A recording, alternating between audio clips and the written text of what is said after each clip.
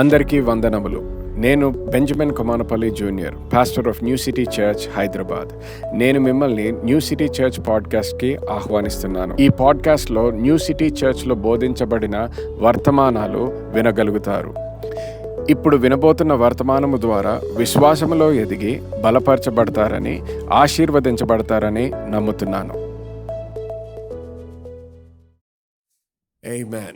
So for the last few days, కొన్ని రోజుల నుంచి మనము ఫాస్టింగ్ ప్రేయర్స్, ఉపవాస ప్రార్థనలు జరుగుతున్నప్పటి నుంచి నేను ఒక కొత్త సిరీస్ మొదలుపెట్టాను. ఇది మనము రివార్డ్స్ గురించి మాట్లాడుతున్నాం అనమాట, ప్రతిఫలము గురించి మాట్లాడుతున్నాము. మరి కొంతమంది ఎవరైతే మీరు ఉపవాస ప్రార్థనలు అటెండ్ అవ్వలేదో, లేకపోతే ఆన్లైన్ కూడా అటెండ్ అవ్వకపోతే మాత్రము దయచేసి గమనించండి. లాస్ట్ 3 డేస్లో జరిగినటువంటి సెషన్స్ మీరు 3 కూడా వాక్యాలు మరి ఒకసారి జాగ్రత్తగా ధ్యానించాలని కోరుకుంటున్నాను. ఈరోజు I will continue in that series. Okay, so మీకు కొన్ని విషయాలు సరిగ్గా అర్థం అవ్వట్లేదు అంటే ఆ ఫస్ట్ 3 పార్ట్స్ మీరు ఒకసారి జాగ్రత్తగా విన్నట్లయితే మీరు సరిగ్గా అర్థం చేసుకోవడానికి ఉంటుంది. కొంత సమయం తీసుకొని నేను I will try to do a little bit of recap, but I will not be able to justify all 3 days material. So దయచేసి ఈ సంఘములో ఉన్నారు అంటే తప్పకుండా మళ్ళీ ఒక్కసారి మీరు వెళ్ళి Thursday night, Friday night, Saturday night 3 days జరిగినటువంటి వాక్య పరిచర్యకి మళ్ళీ కొద్దిగా టైం ఇవ్వాలని కోరుకుంటున్నాను. ఆమేన్. ఆల్రైట్.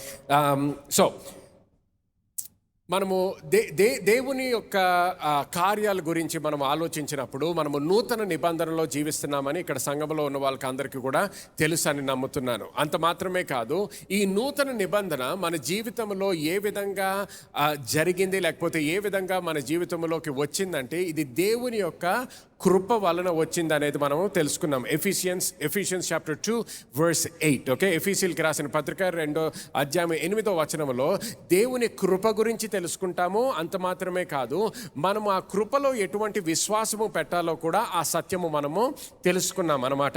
సో మన రక్షణ గురించి వచ్చేసేటప్పటికి ఇది మన కార్యాల ద్వారా మనము పొందుకున్నది కాదు, కానీ ఇది దేవుని యొక్క కృప ద్వారా రక్షణ అనేటటువంటి బహుమానము మన జీవితంలో విడుదలయ్యింది. మన విశ్వాసముతో ఆ బహుమానాన్ని మనము స్వీకరించామని మనకి తెలుసు. మనం ఎప్పుడైతే ఆ బహుమానాన్ని స్వీకరించామో 2 కొరింథీయులు 5వ అధ్యాయము 17వ వచనం నుంచి మనం చదివినట్లయితే 17వ వచనంలో మనము నూతన సృష్టిగా మార్చబడ్డామని మనము తెలుసుకుంటాం. ఇన్ఫాక్ట్ ఒకసారి తెలుగులో చదవండి. 2 Corinthians 5:17. కాగా ఎవడైనను క్రీస్తునందున ఎడల వాడు నూతన సృష్టి, పాతవి గతించెను, ఇదిగో సమస్తమును క్రొత్తవాయెను. సమస్తము, అందరూ సమస్తము అనండి. సో మన జీవితంలో సమస్తము క్రొత్తవాయెను అని ఉంటుంది. తర్వాత 18వ వచనం చదవండి. సమస్తమును దేవుని వలన అయినవి, ఆయన మనలను క్రీస్తు ద్వారా తనతో సమాధానపరచుకొని ఆ సమాధానపరచు పరిచర్య మాకు అనుగ్రహించెను. సో గమనించండి, ఇక్కడ 18వ వచనంలో 2 విషయాలు తెలుసుకుంటున్నాం.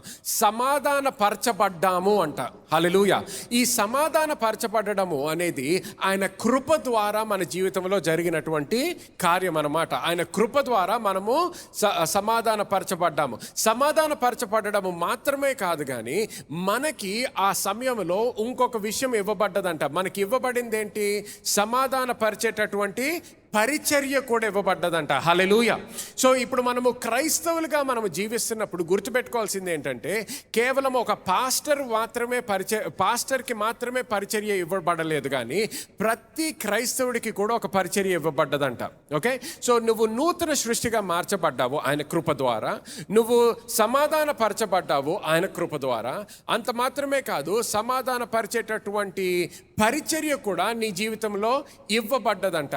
దేవుడు ఏదన్నా ఇచ్చినప్పుడు ఇవ్వబడినది అని రాసినప్పుడు నూతన నిబంధనలో ప్రత్యేకంగా ఇదంతా కూడా ఆయన కృప వలన ఇవ్వబడ్డది అనేది మనము గుర్తించాలన్నమాట. ఓకే, కానీ ఇప్పుడు ప్రశ్న ఏంటంటే, ఇప్పుడు ఇంత కృప మనము అనుభవించిన తర్వాత, ఇప్పుడు దేవుని యొక్క కృప ద్వారా మనకి క్షమాపణ వచ్చింది అని తెలుసుకున్న తర్వాత, ఆయన కృప ద్వారా మనకి రక్షణ వచ్చింది, ఆయన కృప ద్వారా మనము పరిశుద్ధాత్మ దేవునితో నింపబడ్డాము, ఆయన కృప ద్వారా మనము ఆశీర్వదించబడ్డాము. ఇటువంటి అన్నీ జరిగిన తర్వాత ఇప్పుడు ప్రశ్న ఏంటంటే, ఒక క్రైస్తవుడిగా మనము ఏ విధముగా జీవించాలి అనేది ప్రశ్న. మనం ఇవన్నీ పొందుకున్న తర్వాత ఏ విధముగా ఆలోచించాలి, మన ప్రవర్తన ఏ విధముగా మార్చబడాలి అనేది ప్రశ్న. అంత మాత్రమే కాదు, ఇక్కడ ఒక పరిచర్య ఇవ్వబడ్డదంట. ఆ పరిచర్యతో మనము ఏం చేస్తున్నాము, ఆ పరిచర్య ఇవ్వబడిన తర్వాత మనము అందరూ లోకములో ఉండే వాళ్ళలాగే మనము ప్రవర్తిస్తున్నామా, లేకపోతే ఒక పరిచర్య ఇవ్వబడిన వ్యక్తిలాగా మనము జీవిస్తున్నామా అనేది ప్రశ్నించుకోవాలన్నమాట. నెక్స్ట్ వర్స్ కూడా చదవండి ఒకసారి.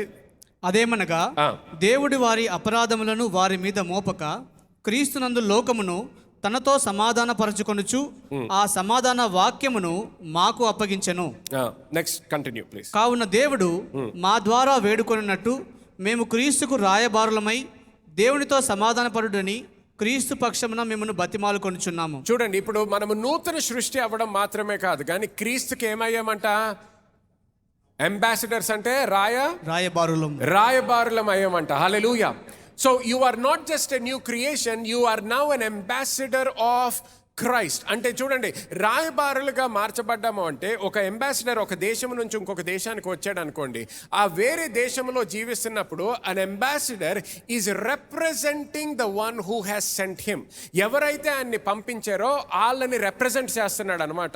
సో ఇక్కడ మన భారతదేశంలో యూకే నుంచి ఒక అంబాసిడర్ ఉన్నాడు అనుకోండి, అమెరికా నుంచి ఒక అంబాసిడర్, ఆస్ట్రేలియా నుంచి ఒక అంబాసిడర్ ఉన్నాడంటే ఆయన ఇక్కడ జీవిస్తున్నప్పుడు ఎవరిని రిప్రజెంట్ చేస్తున్నాడు? ఎవరైతే ఆయనను పంపించారో, ఏ ప్రభుత్వం అయితే ఆయన్ని పంపించిందో ఆ ప్రభుత్వాన్ని రిప్రజెంట్ చేస్తున్నాడు అనమాట. ఇక్కడ ఇప్పుడు దేవుడు ఏమంటున్నాడు? మనము రిప్రజెంట్ చేసేది ఎవరిని? క్రీస్తుని. అందరు యేసు క్రీస్తుని అనండి. సో యేసు క్రీస్తుని రిప్రజెంట్ చేస్తున్నాం. సో మన జీవితాలు ఎవరన్నా గమనించినప్పుడు, మనల్ని చూసినప్పుడు, మన ప్రవర్తన చూసినప్పుడు, మనము తీసుకునే తీర్మానాలు చూసినప్పుడు ప్రతిదీ కూడా ఆయనకి మహిమ తీసుకొచ్చేటటువంటి విధానంలో మనము జీవించాలి. హల్లెలూయా. అందుకని మన సంఘంగా కూడా మనం ఏమంటాం, ప్రతి వాళ్ళు ఎవరైతే న్యూ సిటీ సంఘంలో ఉన్నారో we make this statement, we are people of grace who live by faith for the glory of God, for the glory of God. మన జీవితాలంతా కూడా ఆయన మహిమ కొరకు, మన సొంత మహిమ కొరకు కాదు. ఎప్పుడైతే నువ్వు ఆయన మహిమ కొరకు జీవించడం మొదలు పెడతావో ఆయన మహిమ నీ జీవితంలో కూడా కనిపించడం మొదలు పెడుతుంది. హల్లెలూయా. ఓకే, సో చూడండి నెక్స్ట్ వర్స్, రీడ్ 20 అగైన్.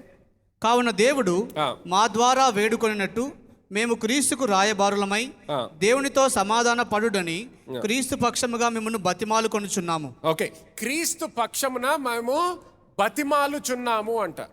చూడండి, ఒకప్పుడు బతిమాలట్లేదు వేరే వాళ్ళని, కానీ ఈ సమయంలో బతిమాలుతున్నాము. ఎందుకు? క్రీస్తు మన జీవితంలో చేసిన కార్యము బట్టి. అందరికి అర్థమవుతుంది కదా? సో ఒకప్పుడు నువ్వు పాపిగా జీవించేవాడివి, ఒకప్పుడు దేవుడు లేకుండా జీవించేవాడివి, కానీ ఎప్పుడైతే దేవుని యొక్క కృప నీ జీవితంలోకి వచ్చిందో ఆ కృపలో నువ్వు విశ్వసించావు. ఆ విశ్వాసముతో ఆ కృప నుంచి పొందుకునే ప్రతి బహుమానము కూడా నువ్వు పొందుకోవడానికి దేవుడు మనకి ఆ కృపని మన జీవితంలో విడుదల చేశాడు. నమ్మిన వాళ్ళందరూ గట్టిగా హల్లెలూయా అనండి. ఓకే, సో ఇప్పుడు ఆ కృప పొందుకున్నప్పుడు ఏమంటున్నాడు? ఆ కృపతో పాటు నీకు కొన్ని బహుమానాలు ఇవ్వబడ్డాయంట. ఒకటేమో పరిచర్య ఇవ్వబడ్డది అన్నాడు. పరిచర్య ఇవ్వబడ్డం మాత్రమే కాదు, ఇప్పుడు ఆ పరిచర్య ఇవ్వబడడంతో నువ్వు నీ జీవితంలో ఎలాగ జీవిస్తున్నావో కూడా అది కూడా మార్చబడ్డది అన్నమాట. చూడండి, ఇది గుర్తుపెట్టుకోండి. అంత మాత్రమే కాదు, 21వ వచనంలో ఏమంటాడు? ఆయన కృప ద్వారా నిన్ను నీతిమంతుడుగా కూడా మార్చాడంట. ఒకప్పుడు మనము నీతిమంతులము కాదు, ఒకప్పుడు పాపులుగా జీవిస్తున్నాము, కానీ ఆయన కృప ద్వారా ఆయన పాపముగా మార్చబడ్డాడు, మనము నీతిమంతులుగా మార్చబడ్డాము. హల్లెలూయా.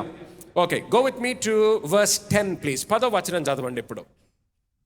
ఎందుకనగా తాను జరిగించిన క్రియల చొప్పున అవి మంచివైనను సరే చెడ్డవైనను సరే దేహముతో జరిగించిన వాటి ఫలమును ప్రతివాడును పొందునట్లు మనమందరమును క్రీస్తు న్యాయపీఠము ఎదుట ప్రత్యక్షము కావలేను. అందరూ మనమందరము అనండి. మనమందరమును. చూడు, ఇప్పుడు ఏమంటున్నాడు? మనమందరము కూడా మన జీవితంలో ఒక కార్యము జరగబోతుందంట.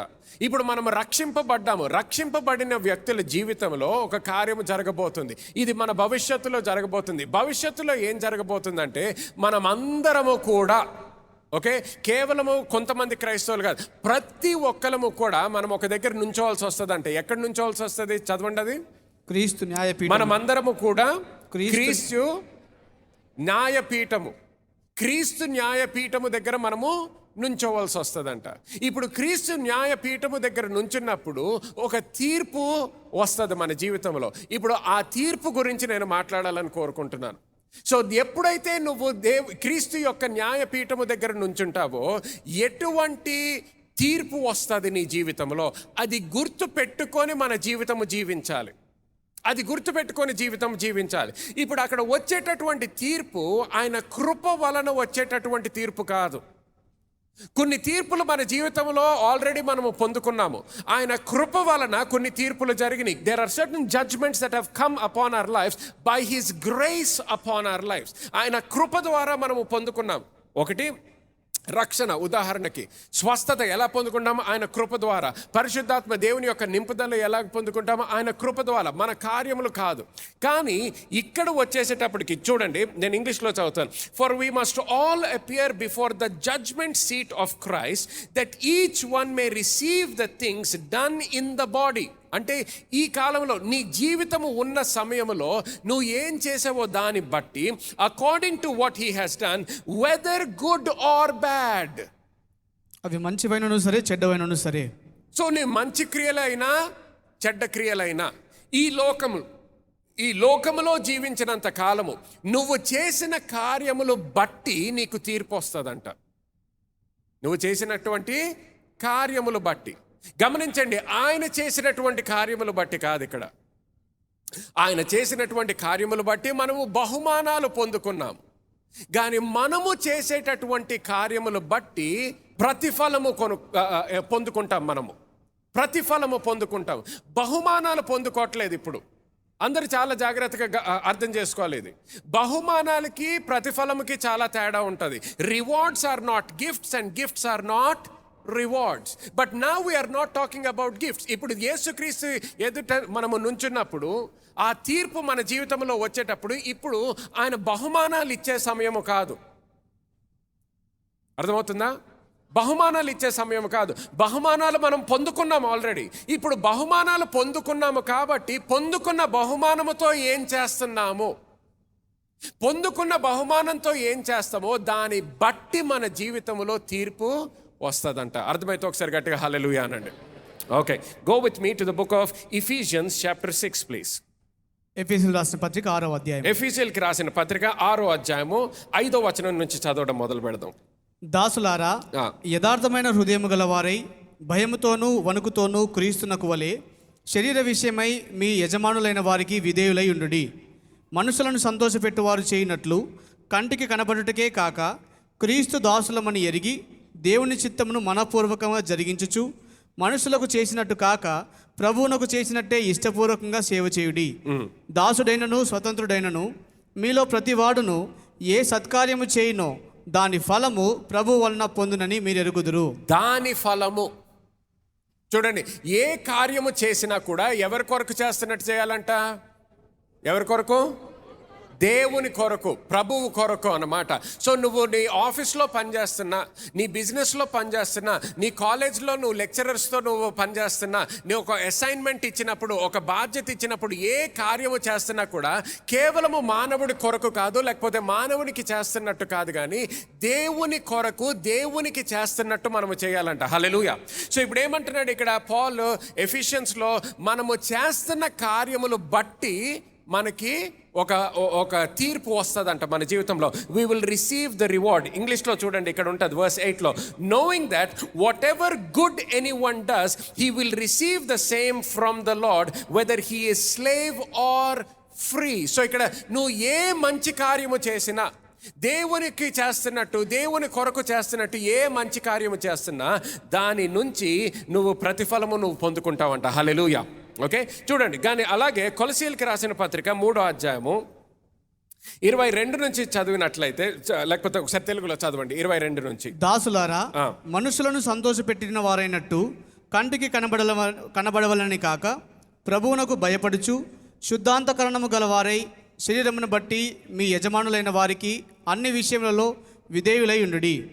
ప్రభువు వలన స్వాస్థ్యమును ప్రతిఫలముగా పొందుదుమని ఎరుగుదురు గనుక మీరేమి చేసినను అది మనుషుల నిమిత్తము కాక ప్రభువు నిమిత్తమని మనస్ఫూర్తిగా చేయుడి. మీరు ప్రభువైన క్రీస్తునకు దాసులై ఉన్నారు. అన్యాయము చేసిన వానికి తాను చేసిన అన్యాయము కొలది మరలా లభించును. పక్షపాతం ఉండదు. చూడండి 24వ వచనం వరకు ఎఫీసీయులకి రాసిన పత్రికలో ఏదైతే చదివామో అదే ఇక్కడ కూడా మనం చదువుతున్నాం. అంత మాత్రమే కాదు కానీ 25వ వచనంకు వచ్చేసేటప్పటికి మళ్ళీ ఒకసారి చదవండి. అది అన్యాయము చేసిన వానికి అంటే ఒక చెడు కార్యము చేసిన వానికి. చూడండి ఎఫిషియన్స్లో రాసినప్పుడు ఏమంటున్నాడు, మంచి కార్యము గురించి రాస్తున్నాడు అనమాట. నువ్వు ఏ మంచి కార్యము చేసినా దానికి నీకు ప్రతిఫలము వస్తుంది. దేవుడు నీకు ఆ ప్రతిఫలాన్ని ఇస్తాడు.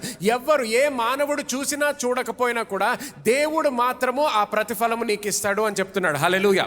కానీ కొలసీలకి రాసిన పత్రికలో ఏమంటున్నాడు, దాని వేరే సైడ్ చెప్తున్నాడు. మంచి కార్యములు మాత్రమే కాదు, నువ్వు ఏదైనా చెడు కార్యము అన్యాయము చేసినట్లయితే, ఒక చెడు కార్యము చేస్తే చదవండి ఒకసారి అది.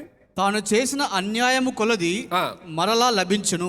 అన్యాయము కొలది మరలా లభించును అంటే నువ్వు ఎప్పుడైతే చెడు కార్యము చేస్తావో ఆ చెడు కార్యము నుంచి రావాల్సినటువంటి ప్రతిఫలము నీ జీవితంలో నువ్వు చూస్తావంట. సో అందుకని నువ్వు నీ జీవితంలో ఒక క్రైస్తవుడిగా మార్చబడిన తర్వాత కూడా నువ్వు ఏ విధముగా జీవిస్తున్నావో జాగ్రత్తగా పరీక్షించుకుంటూ నువ్వు జీవించాలి. చాలా గుర్తుపెట్టుకోండి, ఈ పరీక్ష నువ్వు దేవునికి దూరం అవ్వడము దగ్గర అవ్వడము గురించి కాదు. ఈ పరీక్ష నువ్వు దేవుడు నిన్ను ఎంత ప్రేమిస్తాడో ప్రేమించడో అనేది కాదు. ఈ పరీక్ష దేవుని యొక్క కృప నీ మీద ఎక్కువ అవుతుందా తక్కువ అవుతుందా అనేది కాదు. దేవుని యొక్క కృప నీ జీవితం మీద ఉన్నది. కానీ నువ్వు చేసేటటువంటి కార్యములు బట్టి, నువ్వు తీసుకునేటటువంటి తీర్మానాలు బట్టి ఆయన నుంచి రావాల్సినటువంటి ప్రతిఫలము పొందుకుంటున్నావా లేదా అనేది ప్రశ్న అన్నమాట. అర్థమవుతుందా అందరికీ? సో చూడండి, ప్రతిఫలము అనేది, రివార్డ్ అనేది నువ్వు చేస్తున్నటువంటి కార్యములు బట్టి డిసైడ్ అవుతుంది నీ జీవితంలో. దేవుని యొక్క కృప బట్టి డిసైడ్ అవ్వదు. దేవుని యొక్క ప్రేమ బట్టి డిసైడ్ అవ్వదు. దేవుని యొక్క ప్రేమ అందరి పట్ల ఒకే ప్రేమ ఉంటుంది. దేవుని యొక్క కృప కూడా మన జీవితం మీద విస్తరింపబడ్డది. కానీ మనము ఏ విధముగా ఆ ప్రేమని స్వీకరిస్తామో, ఏ విధముగా ఆ కృపని స్వీకరిస్తామో, దాన్ని బట్టి ఏ విధముగా జీవిస్తామో దాన్ని బట్టి ప్రతిఫలము మనము పొందుకుంటామంట. అర్థమైతే ఒకసారి హల్లెలూయా అనండి. Okay, Romans chapter 14. రోమీయులకు రాసిన పత్రిక 14వ అధ్యాయం. రోమన్స్ చాప్టర్ 14 అండ్ 7వ వచనం నుంచి చదవండి. మనలో ఎవడును తన కోసమే బ్రతుకడు, ఎవడును తన కోసమే చనిపోడు. మనము బ్రతికినను ప్రభు కోసమే బ్రతుకుచున్నాము, చనిపోయినను ప్రభు కోసమే చనిపోవచ్చున్నాము. గమనించండి. సో ప్రతి క్రైస్తవుడి యొక్క ఆలోచన ఈ విధంగా ఉండాలి. ప్రతి క్రైస్తవుడు గుర్తించాల్సింది ఏంటంటే, ఇప్పుడు నేను నూతన సృష్టిని కాబట్టి నా జీవితము నాది మాత్రమే కాదు, దేవుడు నన్ను కొనుక్కున్నాడు, నేను దేవునికి చెందిన వ్యక్తిని అనేది నువ్వు గుర్తించాలన్నమాట. ఒక్కసారి నువ్వు దేవునికి చెందిన వ్యక్తివని నువ్వు గుర్తించినట్లయితే, ఇక్కడ ఏమంటున్నాడు ఇంగ్లీష్లో, if I live for God, if I die for God. So నువ్వు జీవించిన కాలము ఎవరి కొరకు జీవిస్తున్నావు? గట్టిగా చెప్పండి, దేవుని కొరకు. సో నీ జీవిత కాలము నువ్వు జీవించేదంతా కూడా దేవుని కొరకు. ఆఖరికి మరణము కూడా ఎవరి కొరకంట? దేవుని కొరకు. నీ జీవితంలో ఏది జరిగినా కూడా ప్రతిదీ కూడా నువ్వు దేవుని కొరకు చేయాలి. హల్లెలూయా. ఆయన మహిమ కొరకు చేయాలి. హల్లెలూయా. చూడండి, ఎప్పుడైతే నువ్వు అది గుర్తుపెట్టుకోగలుగుతావో, ఎప్పుడైతే నీ జీవితంలో అది స్థాపించబడగలుగుతుందో, ఇందాక వివాహం గురించి అన్నాను, ఒకరికి వివాహం అవుతుందంటే మనకు అందరికీ సంతోషం. అలాగే ఇప్పుడు ఎవరైతే ఇంకా వివాహం చేసుకోవాలని కోరుకుంటున్నారు, వివాహము గురించి ఆలోచించినప్పుడు కూడా అది కేవలం నీ గురించి ఆలోచించడము కాదు, ఈ వివాహము ద్వారా దేవునికి ఎలాగ మహిమ వస్తుంది అనేది నీకు అనే ఆలోచన ఉండాలి. నీకు ఒక ఉద్యోగం చేస్తున్నావంటే ఆ ఉద్యోగం ద్వారా దేవునికి మహిమ ఎలా తీసుకురాగలుగుతాను? ఒక వ్యాపారం మొదలు పెడుతున్నానంటే ఈ వ్యాపారం ద్వారా దేవునికి ఎలా మహిమ తీసుకురాగలుగుతాను? దేవుని యొక్క మహిమ గురించి నీ జీవితం అంతా కూడా ఆయన మహిమ చుట్టూరు ప్లాన్ అయ్యి ఉండాలి. Your life has to be centered around bringing glory to God. నీ జీవితం అంతా దేవుని మహిమ తేవడానికి కేంద్రీకరించబడాలి. హల్లెలూయా. కేవలము ఆయన నుంచి పొందుకోవడము కాదు, పొందుకున్న తరువాత నువ్వు ఏ విధంగా జీవించాలి అనేది ప్రశ్న. పొందుకున్న తర్వాత చాలామంది ఇంకా క్రైస్తవులు దేవుని నుంచి పొందుకోవడము గురించే ఆలోచిస్తారు. ఆ విధముగా ఎందుకు ఆలోచిస్తారంటే ఇంకా వాళ్ళకి నూతన నిబంధన ఇంకా ఫుల్గా అర్థం అవ్వలేదు కాబట్టి. నూతన నిబంధన అర్థమైన వ్యక్తి దేవుడి నుంచి ఇంకా ఎలా పొందుకోవాలి అని ఆలోచించడు. నూతన నిబంధన అర్థమైన వ్యక్తి నేను అన్నీ పొందుకున్నాను కాబట్టి ఇప్పుడు నేను దేవుని కొరకు ఎలాగ జీవించాలి అని ఆలోచిస్తాడు. హల్లెలూయా. చూడండి, పాల్ యొక్క జీవితంలో పాల్ కాదు, మొట్టమొదటిగా యేసుక్రీస్తు గురించి ఆలోచించినట్లయితే, యేసుక్రీస్తు తండ్రి నుంచి ఇంకెప్పుడు పొందుకుంటాను, ఇంకెలా పొందుకుంటానని ఆలోచించలేదు. ఆయన జీవితకాలం అంతా ఏం ఆలోచించాడు? నేను నా తండ్రికి మహిమ ఎలా తీసుకురాగలుగుతాను. హల్లెలూయా. ఇప్పుడు మనం ఎటువంటి స్థానంలో పెట్టాడంటే దేవుడు మనల్ని, క్రీస్తు ఉన్న స్థానంలో దేవుడు మనల్ని పెట్టాడు. హల్లెలూయా. అంటే క్రీస్తుకు ఉన్నదంతా కూడా ఎవరిది? ఇప్పుడు వరకు ఎన్నోసార్లు నేర్పించాను కదా, మనం క్రీస్తుతో సహవారసులము. హల్లెలూయా. సహవారసులం అంటే ఏంటి? ఆయనకున్నదంతా ఎవరికున్నది? మనకున్నది. సో నీకు ఆయనకున్నదంతా కూడా నీకున్నదంటే ఇంకా ఎలాగ పొందుకుంటాను అనేది నువ్వు ఆలోచించకూడదు. నీ ఆలోచన అంతా కూడా నేను అన్నీ పొందుకున్నాను కాబట్టి ఇప్పుడు నేను ఆయన కొరకు ఎలా జీవించాలి అనేది ఆలోచించాలి. హల్లెలూయా. అందుకని ఈరోజు నేను ఏదైతే బోధిస్తున్నానో, లాస్ట్ 3 days కూడా చెప్పింది, ఇది చిన్న పిల్లలకి కాదు ఈ బోధ, దేవునిలో కొంత ఎదిగిన వాళ్ళకి ఈ బోధ. ఎదగకపోతే ఈరోజు ఈ బోధతో అన్నా మీరు ఎదుగుదల కనిపించాలని కోరుకుంటున్నాను మీ జీవితంలో. హల్లెలూయా. సో మనం తెలుసుకోవాల్సింది దేవుని కృప కొరకు అడగడము కాదు, దేవుని కృప కొరకు ప్రార్థించడము కాదు. అదన్నీ కూడా జరిగింది. నీ ప్రార్థన లేకుండానే ఆయన కృప నీకు ఇచ్చాడు. హల్లెలూయా. నువ్వు అడగకుండానే ఆయన కృప నీకు ఇచ్చాడు. నువ్వు అడగకుండానే నీకు రక్షించడానికి యేసుక్రీస్తు నీ లోకానికి పంపించాడు. కానీ ఇప్పుడు ఆ కృప అంతా పొందుకున్న తరువాత చేయాల్సింది ఏంటి? కొంతమందికి ఇది అర్థం అవ్వకపోతే ఏమనుకుంటారు? సరే, ఆయన కృప ఉంది కదా, ఆయన అన్నీ నాకు ఇచ్చేసాడు కదా, ఇస్తున్నాడు కదా, సో ఆయన ఇచ్చిందంతా కూడా నేను తీసుకొని నేను నా జీవితం గురించి నేను ఆలోచిస్తే సరిపోతుంది అనుకుంటారు. కానీ గమనించండి, దేవుడి యొక్క రాజ్యంలో నీకు ఒక నూతన సృష్టిగా పుట్టిన తర్వాత నువ్వు కొంతకాలము తర్వాత నీ జీవితంలో ఎదుగుదల కనిపించాలి. చూడండి, మన చిన్న ఇంట్లో కూడా మనకి పిల్లలు పుట్టినప్పుడు చాలా సంతోషం ఉంటుంది. ఏది చేసినా కూడా వాళ్ళకి మనము ఒక బహుమానంగా చేస్తూ ఉంటాము. వాళ్ళు రాత్రి లేచినా ఏడిసినా ఏదన్నా ఎరగొట్టినా చేసినా ప్రతిదీ కూడా వాళ్ళు చేస్తున్న కార్యములు బట్టి మనము వాళ్ళకి ప్రేమ చూపించము. మనము ప్రేమ చూపిస్తూనే ఉంటాము, మనము మంచి చేస్తూనే ఉంటాము. కానీ వాళ్ళకి 15 సంవత్సరాలు వచ్చింది అనుకోండి, ఇప్పుడు కూడా ఇంట్లో ఇష్టం వచ్చింది అన్ని పగలగొడుతున్నారు అనుకోండి, ప్రేమ చూపిస్తూ ఉంటారు? అలాగే లేదు. ఎందుకు? మీరు వాళ్ళ జీవితంలో ఒక ఎదుగుదల కొరకు చూస్తున్నారు. 20 సంవత్సరాలు వచ్చినాయి అంటే, ఒకప్పుడు అంటే మీరు వాళ్ళకి బట్టలు వేసేవారు. 20 సంవత్సరాలు వచ్చిన తర్వాత మీరు వాళ్ళకి బట్టలు వేయకూడదు.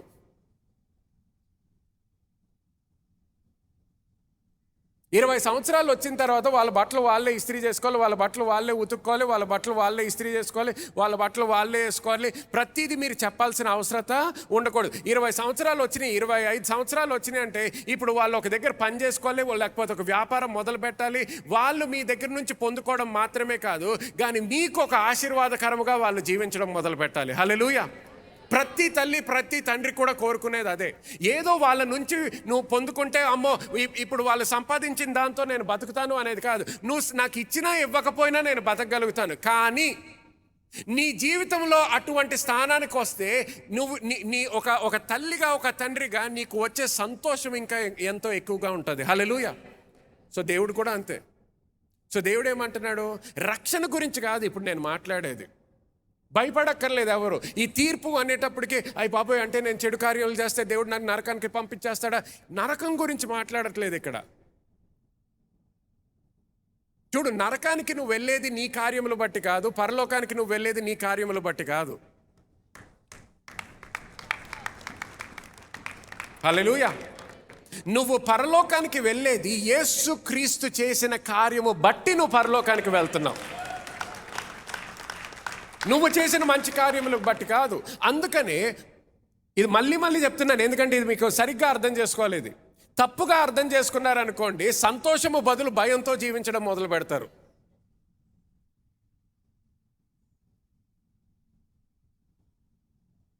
రక్షణ అనేది అది బహుమానము. బహుమానం అనేటప్పటికీ ఆయన కృప ద్వారా మన జీవితంలోకి వచ్చినది.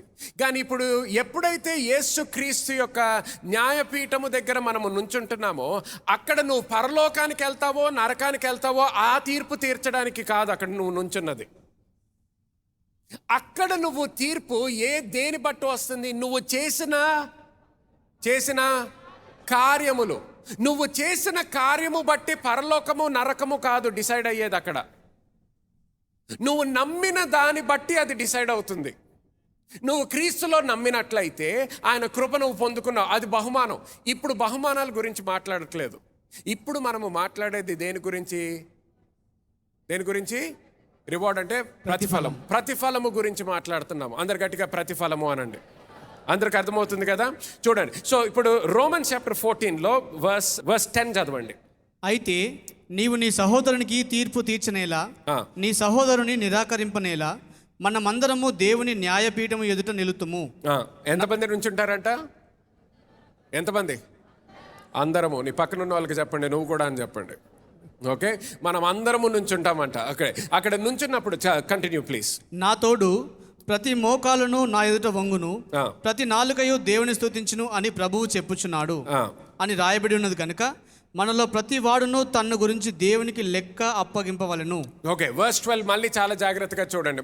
లాస్ట్ పార్ట్ చదవండి. మనలో ప్రతి వాడును తన గురించి, పక్కనోళ్ళ గురించి కాదు. నీ భార్య గురించి నువ్వు చెప్పక్కర్లేదు, నీ భర్త గురించి నీ గురించి, నీ కొడుకు కూతురు గురించి, నీ తల్లిదండ్రులు, ఎవరి గురించి చెప్పగలలేదు. నీ గురించి నువ్వు లెక్క చెప్పాల్సి వస్తుంది. నీ జీవితంలో నువ్వు తీసుకున్న తీర్మానాల గురించి చెప్పాల్సి వస్తుంది. నీ జీవితంలో ఆయన రక్షణ పొందుకున్న తర్వాత, ఆయన కృప తెలుసుకున్న తర్వాత ఏం చేసావు? ఆ కృపతో ఏ విధంగా జీవించావు? ఒక క్రైస్తవుడు అని చెప్పుకుంటూ జీవించావు కదా. క్రైస్తవుడివి అన్నప్పుడు నీ జీవితంలో ఏ మార్పు కనిపించింది? నీ జీవితంలో ఏ విధముగా మార్పులు వేరే వాళ్ళు చూడగలిగారు? ఎటువంటి ముందర తీసుకునే తీర్మానాలకి ఇప్పుడు తీసుకునే తీర్మానాలకి తేడా కనిపిస్తుందా?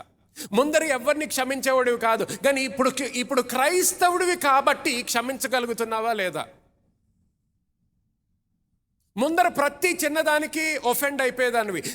ఇప్పుడు క్రైస్తవురాలుగా మార్చబడ్డావు కాబట్టి ఇప్పుడు వేరే వాళ్ళు ఒక తప్పు మాట అన్నా, వేరే వాళ్ళు నిన్ను తక్కువగా చూసినా కూడా వాళ్ళని క్షమించి నువ్వు కంటిన్యూ అవ్వగలుగుతావా నీ లైఫ్లో? లేకపోతే అక్కడ ఒఫెండ్ అయిపోయి నువ్వు అక్కడికే ఆగిపోతావా నీ జీవితంలో? మార్పులు అనేది కనిపిస్తుందా లేదా?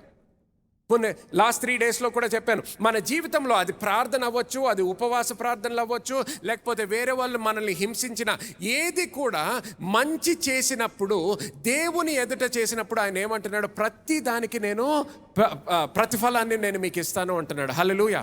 సో ఇక్కడ కూడా మనము ఆయన ఎదుట మనము నుంచున్నప్పుడు మనము దేని గురించి చెప్పాలంటే verse 12, so each of us shall give an account of himself to God.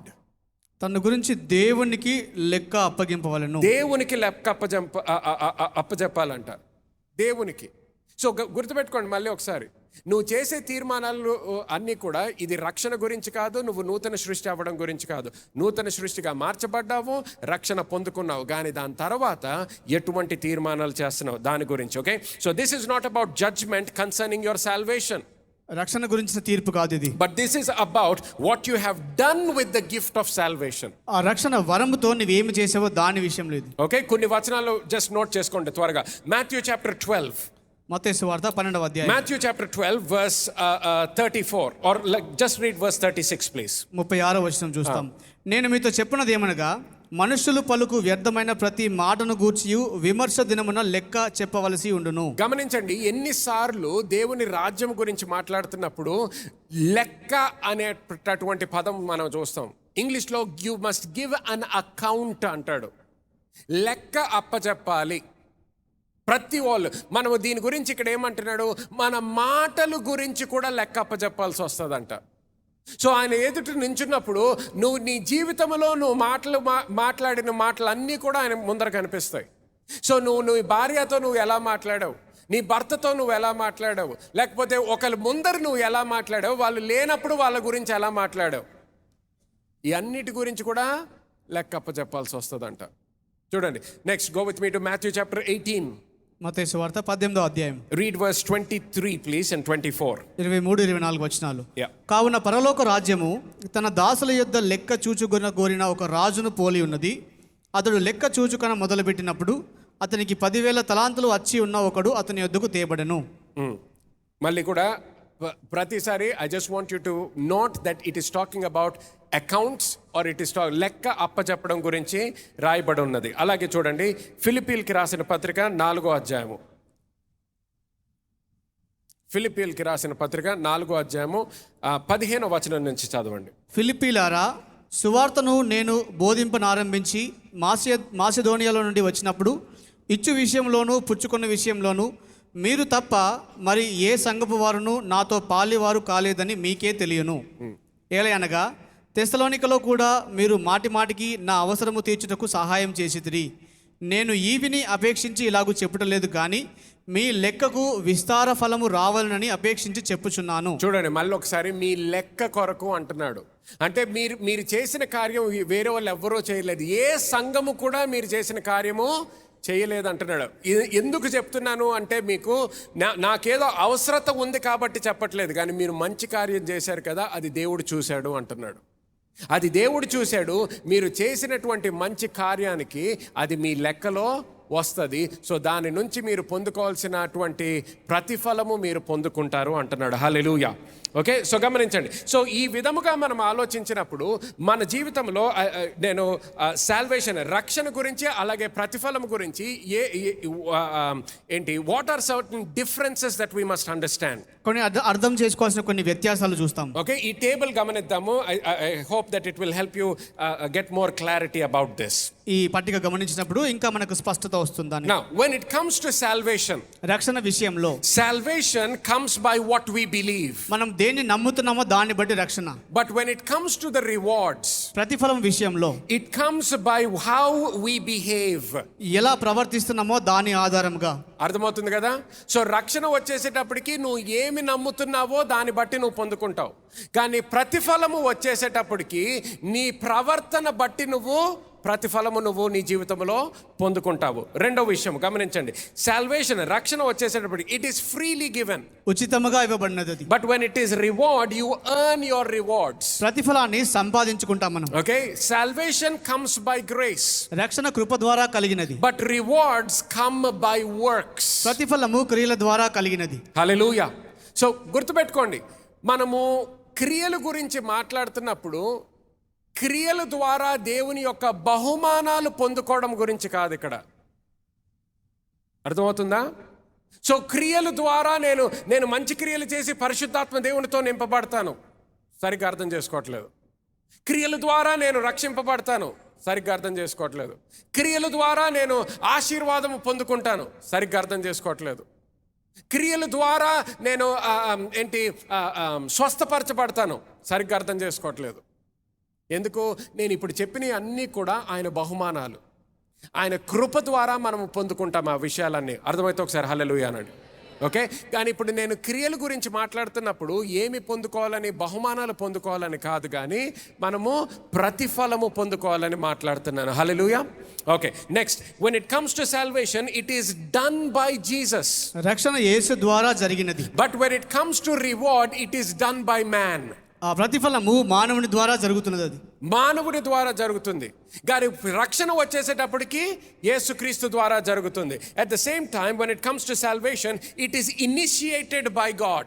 దేవుని ద్వారా ప్రారంభించబడింది అది రక్షణ. But here the reward is initiated by man. ఈ ప్రతిఫలము మానవుడి ద్వారా ప్రారంభించబడింది. When it comes to salvation, salvation comes easy. రక్షణ పొందడం సులువు. చూడండి, ఎవరైనా కష్టపడ్డారా రక్షింపబడడానికి? లేదు. రక్షింపబడ్డానికి ఎవరు కష్టపడాల్సిన అవసరం లేదు. ఆ కష్టం అంతా ఎవరు పడ్డారు? యేసుక్రీస్తు. మనము ఆయన కష్టపడ్డాడు, ఆయన మనకి బహుమానంగా ఇచ్చింది మనము కేవలం విశ్వాసంతో పొందుకున్నాం. కానీ మన ప్రతిఫలము వచ్చేసేటప్పటికి ఇట్ కమ్స్ బై హార్డ్, అది కష్టంగా వస్తుంది. చూడండి, కష్టం అని కూడా ఎందుకంటున్నాను, because it is dependent on your good works and bad works. అది నీ మంచి కార్యములు చెడు కార్యముల మీద కూడా ఆధారపడింది కాబట్టి. చూడండి, మనకి అకౌంటింగ్లో క్రెడిట్ అండ్ డెబిట్ అంటాము. మన ఫైనాన్షియల్ స్టేట్మెంట్ చూసినప్పుడు కూడా మీకు ఇన్కమ్ ఎంతో ఉండొచ్చు, ఇన్కమ్ ఎంత ఉన్నా కూడా మీ ఎక్స్పెండిచర్ దానికన్నా ఎక్కువ అయింది అనుకోండి, మీకు బ్యాలెన్స్లో ఏం కనిపించదు, మైనస్ కనిపిస్తుంది. నువ్వు ₹1,00,00,000 సంపాదించవచ్చు, కానీ నువ్వు ఖర్చు పెట్టేది ₹1,00,00,000 తర్వాత కూడా ఇంకొక 10 లక్షలు ఎక్స్ట్రా ఖర్చు పెట్టావు అనుకో, ఇప్పుడు -10లో ఉంటావు. అర్థమవుతుందా? సో బ్యాలెన్స్ షీట్ అనమాట. So good works and bad works, credit and debit అనమాట. సో నీకు లెక్క అప్పజెప్పాల్సి వచ్చినప్పుడు ఎటువంటి ఫైనాన్షియల్ స్టేట్మెంట్ ఉంటుంది అనేది ఇంపార్టెంట్. అర్థమవుతుంది కదా? Okay, next, salvation is based on your works are not adequate for salvation. రక్షణకు క్రియలు సరిపోవు. రక్షణకి క్రియలు సరిపోవు. అలాగే మన ప్రతిఫలముకు వచ్చేసేటప్పటికి your belief is not adequate. విశ్వాసం ఒకటే సరిపోద్ది. నీ విశ్వాసము సరిపోదు. సో రక్షణ వచ్చేసేటప్పటికి, పాస్టర్ గారు నేను ఎన్నో మంచి కార్యాలు చేశానండి, పాస్టర్ గారు నేను ఎన్నో రోజులు ఉపవాసం ఉన్నానండి, పాస్టర్ గారు నేను బైబిల్ చదివానండి, పాస్టర్ గారు నేను పేదలకి చాలా డబ్బు ఇచ్చానండి, అనాథలకి నేను చూసుకున్నానండి. ఎంత నువ్వు చేసినా కూడా నీకు రక్షణ రాదు దాని ద్వారా. ఎన్ని మంచి క్రియలు చేసినా it will always be inadequate, సరిపోదు అది. అలాగే కానీ ఇప్పుడు ప్రతిఫలము వచ్చేసేటప్పటికి నీకు ఎంత విశ్వాసం ఉన్నా అది సరిపోదు. అర్థమవుతుందా? నీకు పాస్టర్ గారు నాకైతే చాలా విశ్వాసం ఉందండి, ఇది యేసుక్రీస్తు దగ్గర నుంచున్నప్పుడు నాకు ఎంతో ప్రతిఫలం పొందుకుంటాను. నీ విశ్వాసంతో కాదు అది. నువ్వు పొందుకునేది విశ్వాసంతో కాదు. నువ్వు పొందుకునేది దేంతో గట్టిగా చెప్పండి. నీ క్రియల ద్వారా పొందుకుంటావు. నీ క్రియల ద్వారా పొందుకుంటావు. Okay, next, when it comes to salvation, without faith salvation is impossible. విశ్వాసం లేకుండా రక్షణ అసాధ్యం. But here without works rewards are impossible. క్రియలు లేకుండా ప్రతిఫలము అసాధ్యము. అర్థమవుతుంది కదా? విశ్వాసం లేకుండా రక్షణ అసాధ్యము, అలాగే క్రియలు లేకుండా ప్రతిఫలము అసాధ్యం అన్నమాట. And finally salvation comes because God is gracious. దేవుడు కృపగలవాడు గనుక రక్షణ లభిస్తుంది. Now rewards come because God is righteous. దేవుడు నీతిమంతుడు గనుక ప్రతిఫలం పొందుకుంటాం. హల్లెలూయా. దేవుడు నీతిమంతుడు కాబట్టి, సో నువ్వు చేస్తున్న ప్రతి కార్యము చూస్తున్నాడు కాబట్టి, వేరే మానవులు చూసినా చూడకపోయినా. అందుకనే ప్రార్థన గురించి కూడా ఏమంటాడు, వేరే వాళ్ళు నువ్వు ప్రార్థన చేస్తున్నావో లేదో వేరే వాళ్ళు చూడడం కొరకు చేయొద్దు అంటాడు. కానీ ఎవ్వరూ చూడకపోయినా నువ్వు నీ గదిలోకి వెళ్ళి ప్రార్థన చేసుకుంటే దేవుడు మాత్రం చూశాడు. ఎవ్వరికి కనిపించకపోవచ్చు, కానీ దేవునికి కనిపించింది. ఆ మంచి క్రియ చేసినందుకు ఆయన ఏమంటున్నాడు, దీని ప్రతిఫలము నీకు నీ జీవితంలో నేను విడుదల చేస్తాను అంటున్నాడు. హల్లెలూయా. అలాగే ఉపవాసము కూడా అందరికీ కనిపించాలి అని దానితో నువ్వు ఉపవాసం చేయొద్దు. ఎందుకంటే నువ్వు ఆ కారణంతో ఉపవాసం చేస్తుంటే నీ ప్రతిఫలము వాళ్ళ నుంచే వచ్చేసిందే అంటాడు. కానీ నువ్వు ఎవ్వరికి చెప్పకుండా, కానీ వేరే వాళ్ళకి చెప్పినా ఏదో నువ్వు దుఃఖంతో ఉన్నట్టు లేకపోతే తినకుండా జీవిస్తున్నట్టు కాకుండా సంతోషముగా నువ్వు ఎప్పుడైతే ఉపవాస ప్రార్థనలో పాల్గొంటావో ఆయన ఏమంటున్నాడు, దానికి కూడా ఒక ప్రతిఫలము ఉన్నది అంటున్నాడు. హల్లెలూయా.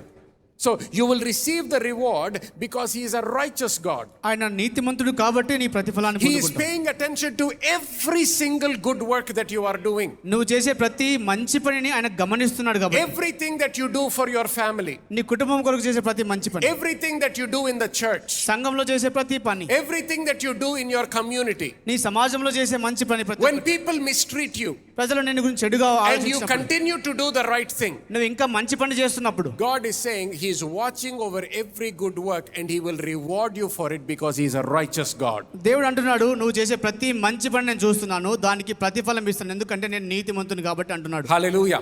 Now write this down. The primary objective of a sinner is salvation. పాపి యొక్క ప్రాథమిక లక్ష్యము రక్షణ. Okay? The primary objective of a sinner is salvation. పాపి యొక్క ప్రధాన లక్ష్యము రక్షణ. But the primary objective of a believer is reward. విశ్వాసికి ప్రధానమైన లక్ష్యము ప్రతిఫలము. హల్లెలూయా. సో గమనించండి, నువ్వు ఒక పాపిగా జీవిస్తున్నప్పుడు నీ ఫోకస్ అంతా ఏంటి, నేను రక్షింపబడాలి. కానీ నువ్వు ఒకసారి రక్షింపబడిన తర్వాత నువ్వు రక్షింపబడాలి కాదు. అందుకనే 2 వారాల క్రితం కూడా చెప్పాను, నూతన సృష్టిగా మార్చబడిన తర్వాత నేను స్వస్థపరచబడాలి, ఆశీర్వదించబడాలి, రక్షింపబడాలి, ఆ స్థానంలో లేవు ఇప్పుడు. నువ్వు అవన్నీ కూడా ఆయన కృప ద్వారా నువ్వు పొందుకున్నావు. పొందుకున్న తర్వాత ఇప్పుడు నీ ఆలోచన అంతా కూడా, నీ ఫోకస్ అంతా దేని గురించి? ప్రతిఫలము గురించి. ప్రతిఫలము గురించి. ఇప్పుడు బహుమానము గురించి కాదు నీకు. ఇప్పుడు నీ ఫోకస్ అంతా కూడా ప్రతిఫలము గురించి. అందరు గట్టిగా ప్రతిఫలము అనండి. ప్రతిఫలం. చూడండి, ఒక క్రైస్తవుడిగా ఒక సంఘములో ఉన్నప్పుడు కూడా చూడండి, హెబ్రీయులకి రాసిన పత్రిక 13వ అధ్యాయము 17వ వచనం చదవండి. Let's go. మీ పైన నాయకులుగా ఉన్నవారు లెక్క ఒప్పచెప్పవలసిన వారి వలె మీ ఆత్మలను కాయుచున్నారు. సో గమనించండి, ఇప్పుడు నాలాగా పాస్టర్ గా ఉన్న వాళ్ళకి the Bible says there is double judgement for us. మాకు రెండంతల తీర్పు ఉన్నదని చెప్తుంది Bible. Now why is there double judgment? ఎందుకు రెండంతల తీర్పు? One, I give an account for my own life. నా జీవితానికి లెక్క అప్పగించాలి నేను. But secondly, I give an account for your life. మీ జీవితాలకు కూడా నేను లెక్క అప్పగించాలి. Because God has placed me in responsibility of your life. మీ జీవితానికి బాధ్యుడిగా దేవుడు నన్ను ఉంచాడు కాబట్టి. So here in verse 17, 17వ వచనంలో, let me read it in English. Verse 17, the Bible says, obey those who rule over you and be submissive, for they watch for your souls as those who give an account of it. కాబట్టి వారు దుఃఖంతో ఆ పని చేయకుండా ఆనందంతో చేయనట్లు వారి మాట విని వారికి లోబడి ఉండు అంటాడు. హల్లెలూయా. సో గమనించండి, సో ఒక సంఘములో ఉన్నారు అంటే కూడా, ఒక క్రైస్తవుడిగా మార్చబడిన తర్వాత అన్యులలాగా జీవించడము కాదు.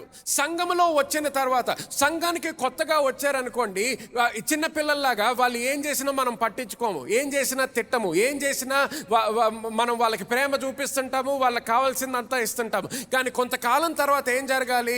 ఆ కుటుంబంలో పెరుగుతాం మొదలు పెడతాడు. ఆ అబ్బాయి అవ్వచ్చు, అమ్మాయి అవ్వచ్చు. ఆ కుటుంబంలో పెరగడం మొదలు పెట్టినప్పుడు ఇప్పుడు బాధ్యతలు తీసుకోవడం మొదలు పెట్టాలి. చూడండి, తల్లిదండ్రులకి కూడా వాళ్ళ జీవితాల్లో వాళ్ళ పిల్లల ద్వారా వాళ్ళ జీవితంలో ఎంతో ఆనందము పొందవచ్చు, లేకపోతే ఎంతో దుఃఖం కూడా పొందవచ్చు. అవునా కాదా? ఓకే, దేని బట్టి? వాళ్ళ ప్రవర్తన బట్టి. దేని బట్టి? ప్రవర్తన బట్టి. సంతోషం అన్నా పొందుకుంటావు, లేకపోతే దుఃఖం అన్నా పొందుకుంటావు. ఇక్కడ ఏమంటున్నాడు చూడండి, సరే తెలుగులో చదవండి ఒకసారి.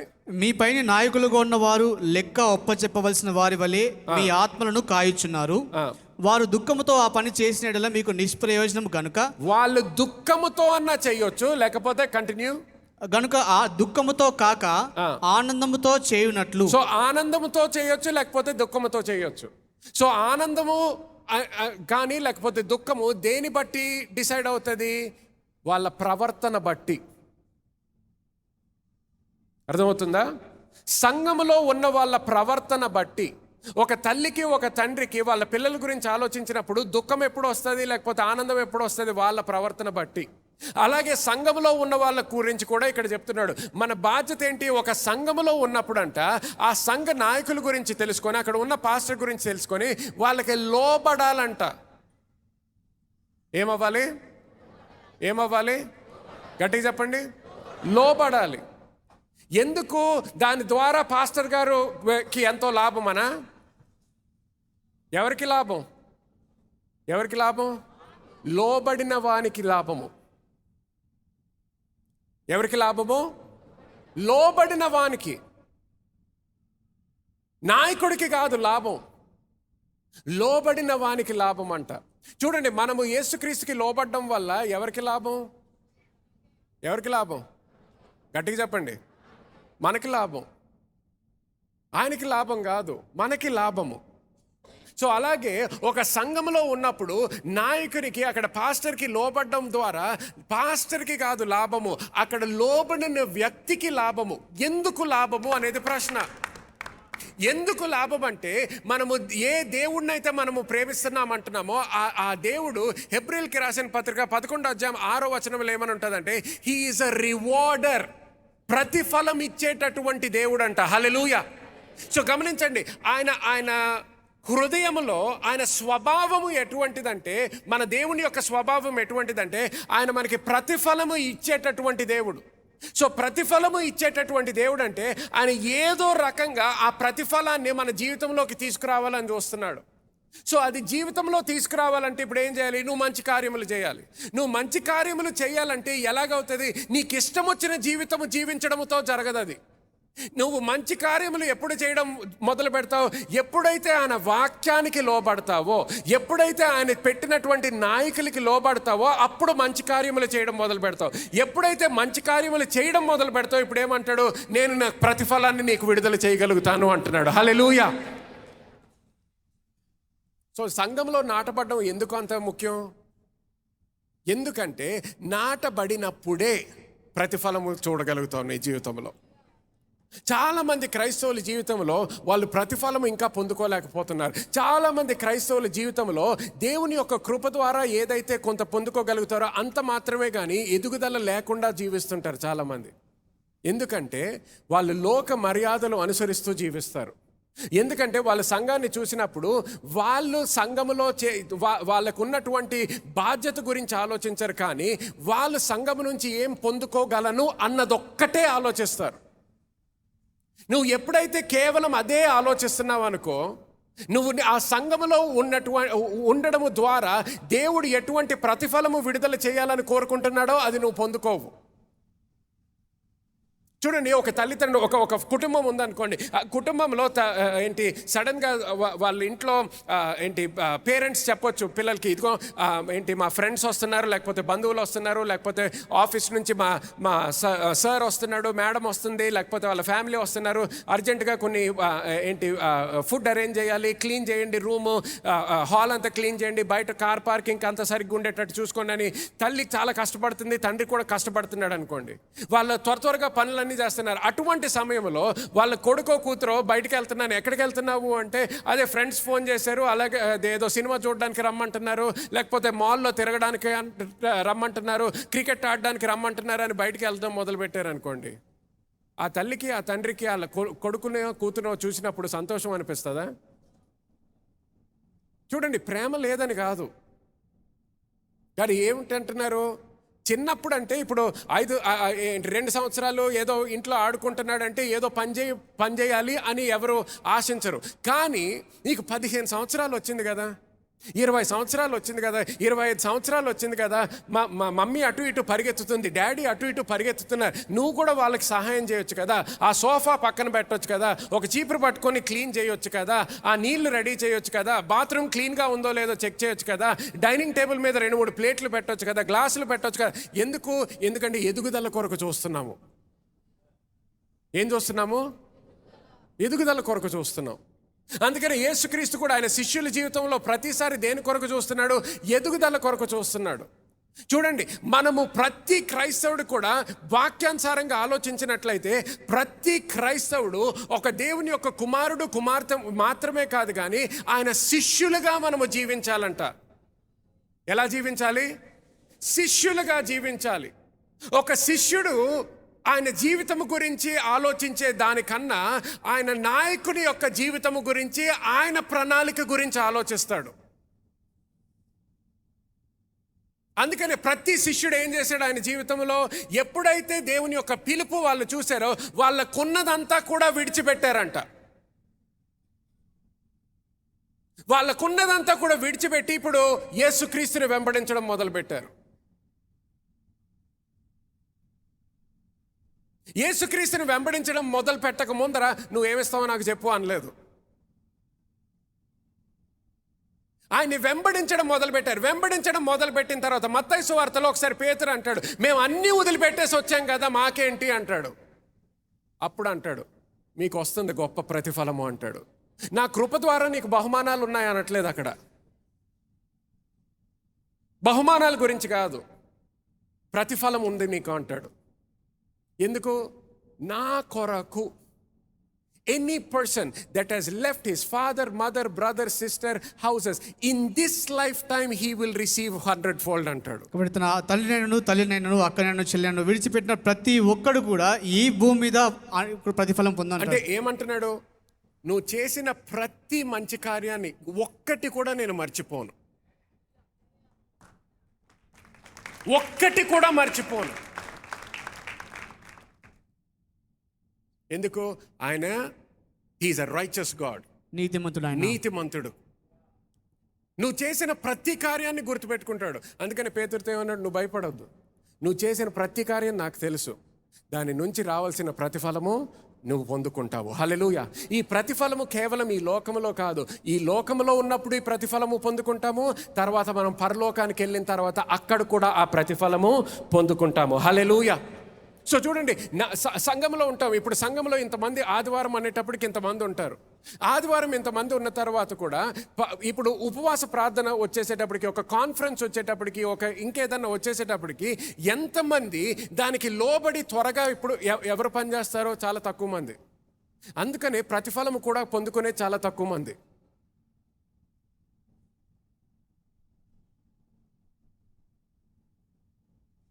ఇది ఒక పాస్టర్గా చెప్తున్నాను, ప్రేమతో చెప్తున్నాను. ప్రార్థన అవసరతలు ఎవరికి ఎక్కువ ఉంటాయి తెలుసా? చర్చికి తక్కువ వచ్చే వాళ్ళకి ఎక్కువ ఉంటాయి.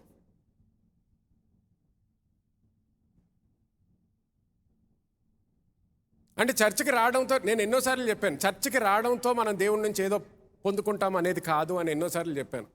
కానీ నువ్వు చర్చికి వస్తేనే కదా నీకు వాక్యం వచ్చేది, నీకు వాక్యం వస్తేనే కదా విశ్వాసం వచ్చేది, విశ్వాసం ఉంటేనే కదా నువ్వు దేవుడి నుంచి ఏదన్నా పొందుకోగలవు.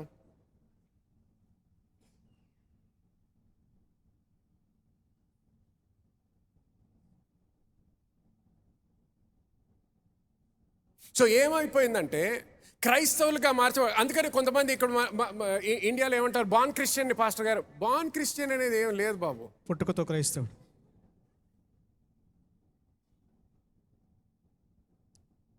బాన్ క్రిస్టియన్ అనేది ఏం లేదు. నా పిల్లలు, నేను నా పిల్లలు పుట్టక ముందర నుంచే నేను పాస్టర్ని. అయినా కూడా వాళ్ళు నాకు పుట్టిన, నా భార్యకు పుట్టిన వాళ్ళు ఏం క్రిస్టియన్స్ కాదు. క్రిస్టియన్స్గా పుట్టరు ఎవడు. వాళ్ళు క్రిస్టియన్స్గా పుట్టారంటే ఇంకా వాళ్ళకి యేసుక్రీస్తు అక్కర్లేదన్నమాట, అంటే వాళ్ళు పాపం చేయలేదన్నమాట. బాన్ క్రిస్టియన్ అనేది ఎవరికి ఉండదు. ప్రతి వాళ్ళము పాపులుగా పుడతాం ఈ లోకంలోకి. కానీ యేసు క్రీస్తుని నువ్వు ఎప్పుడైతే తెలుసుకుంటావో అప్పుడు క్రైస్తవుడిగా మార్చబడతావు.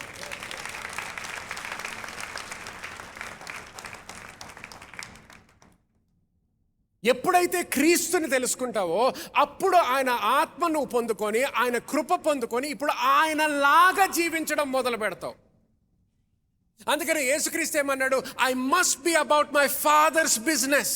నా తండ్రి కార్యంలో నేను ఉండాలి అంటాడు. ఆయన ఆలోచన అంతా దేని మీద ఉండింది? నా తండ్రి ప్రణాళిక. నా తండ్రి ప్రణాళిక నెరవేర్చబడాలి నా జీవితంలో. వేరే వాళ్ళు ఏమనుకున్నా నాకు నా తండ్రి ప్రణాళిక మాత్రము నెరవేర్చబడాలి. చాలామంది క్రైస్తవులకి ఎలాగుంటుంది ఉల్టా, నాకు కావాల్సింది మాత్రం నెరవేర్చబడాలంతే. నేను ప్రార్థన చేస్తున్నాను చూడు, అది మాత్రం జరగాలంతే. నేను కోరుకుంటున్నాను చూడు, అది మాత్రం జరగాలి. అది దేవుడు చేస్తే మంచి దేవుడు,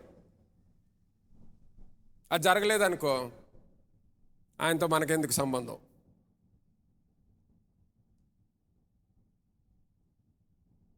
అందుకనే ప్రతిఫలము కనిపించదు చాలామంది జీవితంలో. ప్రతిఫలము కనిపించదు. కొంతమందికి ఎలాగవుతుంది, సరి అయిన ఆలోచన, సరి అయిన అవగాహన లేకపోతే మంచి కార్యము చేసినా వేరే వాళ్ళు మెచ్చుకోవాలని చేస్తుంటారు. చూసారా, నేను ఎన్ని రోజులు ఉన్నాను ఉపవాసం,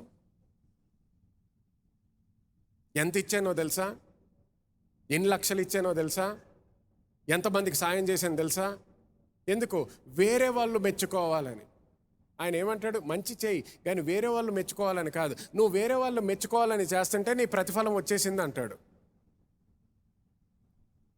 కొంతమందికి ఒకటి గుర్తుపెట్టుకోండి, నువ్వు చేసిన కార్యానికి ప్రతిఫలం 100% పొందుకుంటావు. అది దేవుడి నుంచి పొందుకుంటావు, మానవుడి నుంచి పొందుకుంటావు, నువ్వు డిసైడ్ అవుతావు. ఏ మానవుడు కూడా పాస్టర్ గారు నేను మంచి చేశాను కానీ దేవుడి నుంచి నేను ఇంకా ప్రతిఫలం మాత్రం నేను పొందుకోలేదు అని నువ్వు చెప్పలేవు.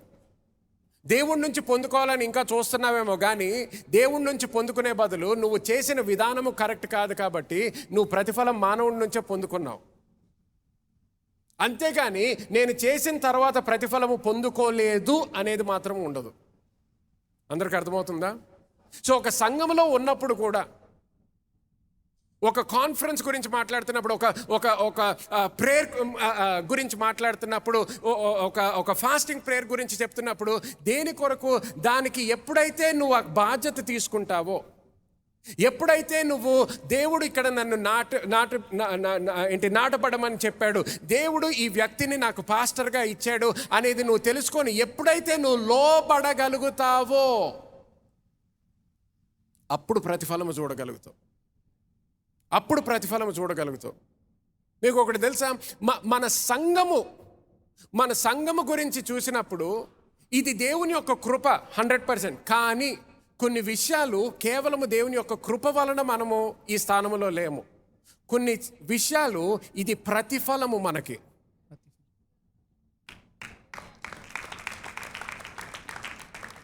ప్రతిఫలము. దేవుని కృప బట్టి కాదు, కొన్ని నేను తీసుకున్న తీర్మానాలు బట్టి, నేను కొన్ని చేసిన కార్యములు బట్టి, నేను నా భార్య చేసిన కార్యములు బట్టి ప్రతిఫలము పొందుకున్నాము. అంటే కృప లేదంటున్నానా? లేదు. ఆయన కృప లేకపోతే నాకు పిలుపు అనేదే లేదు నా జీవితానికి. ఆయన కృప లేకపోతే నా జీవితానికి విలువ అనేదే లేదు. ఆయన కృప వలనే నా జీవితానికి విలువ, ఆయన కృప వలనే నా జీవితానికి ఒక పిలుపు. కానీ ఆ పిలుపు వచ్చిన తర్వాత, ఆ కృప నేను పొందుకున్న తర్వాత, ఆయన కృప వలన, ఆయన కృప ద్వారా నేను కొన్ని తీర్మానాలు కూడా తీసుకున్నాను. ఎప్పుడైతే ఒక 5 సంవత్సరాల క్రితం అనుకుంటే, ఇప్పటికి 4 years అవుతుందేమో, ఎప్పుడైతే అపోస్టల్ గ్రేస్ని దేవుని యొక్క కృప ద్వారా ఆయన నా జీవితంలోకి తీసుకొచ్చాడో, నేను నా భార్య లోపడడానికి మేము తీర్మానం తీసుకున్నాము.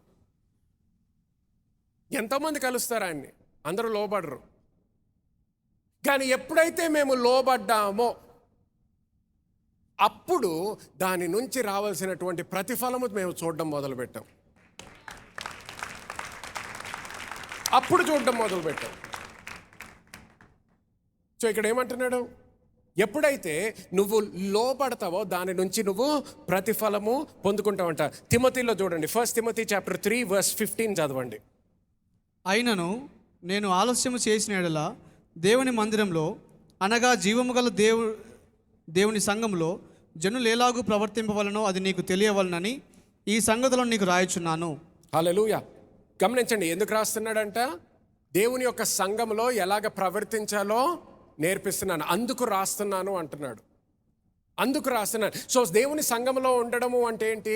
కేవలము నాకు ఈరోజు వెళ్ళాలనిపిస్తుంది అందుకనే వెళ్తాను, ఈరోజు వెళ్ళాలనిపించట్లేదు అందుకనే ఈరోజు వెళ్ళను, ఈరోజు ప్రార్థన చేయించుకోవాలనిపిస్తుంది అందుకనే ప్రార్థన చేయించుకుంటాను, ఈరోజు వాళ్ళకి ఏంటి. సో అంతా కూడా నీ ఆలోచన ప్రకారం నువ్వు చేసావనుకో, నువ్వు దేవుని సంఘంలో ఎలాగా ప్రవర్తించాలో కూడా నీకు తెలియదు. నీకు ఆ ప్రవర్తన ఎలాగుండాలో కూడా తెలియదు అనుకో, నీకు ఇష్టం వచ్చిన ప్రవర్తన ఉందనుకో, సరి అయిన ప్రవర్తన నుంచి రావాల్సినటువంటి ప్రతిఫలము నువ్వు పొందుకోకుండా నువ్వు జీవిస్తావు.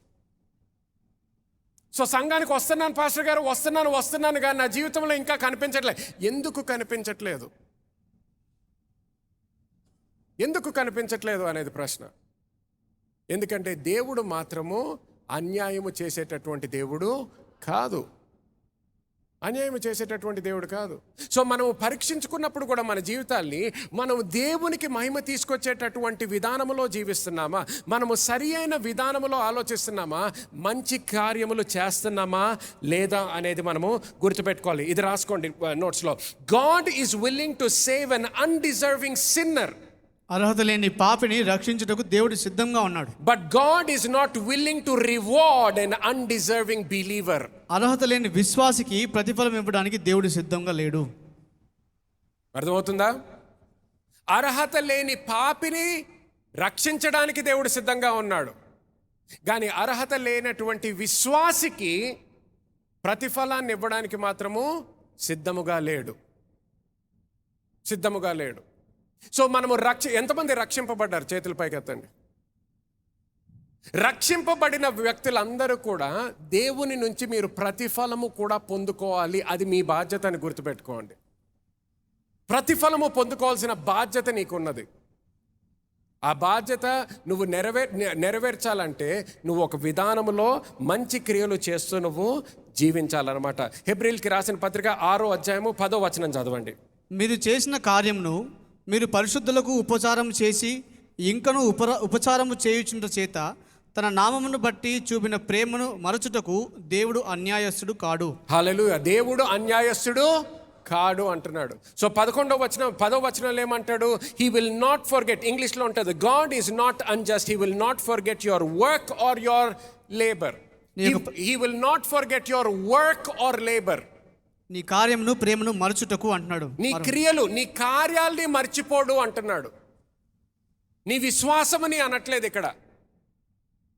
నీ క్రియలు, నీ కార్యములని మర్చిపోడంట. 11వ వచనంలో ఏమంటాడు? అందుకని ఇంగ్లీష్లో ఏమంటాడు? He tells us to continue, he encourages us to continue doing the good works. ఆ మంచి కార్యములు చేయమని కొనసాగించమని చెప్తుంటాడు. And then verse 12, he says, do not be sluggish. మందులు కాక. So do not be sluggish in doing the good things in your life. మీ జీవితంలో మంచి కార్యములు చేసే విషయంలో. Because when you continue to do, there is a great reward for you. నీ కొరకు గొప్ప బహుమానము సిద్ధపరచబడింది. So go with me to Hebrews chapter 10 please. Hebrew పత్రిక 10వ Let's go quickly. Hebrews chapter 10 and verse 34. 34వ వచనం. Now the Bible says, in the NLT, the Bible says, you suffered long and with those who were thrown in jail, and when all you owed was taken from you, you accepted it with joy.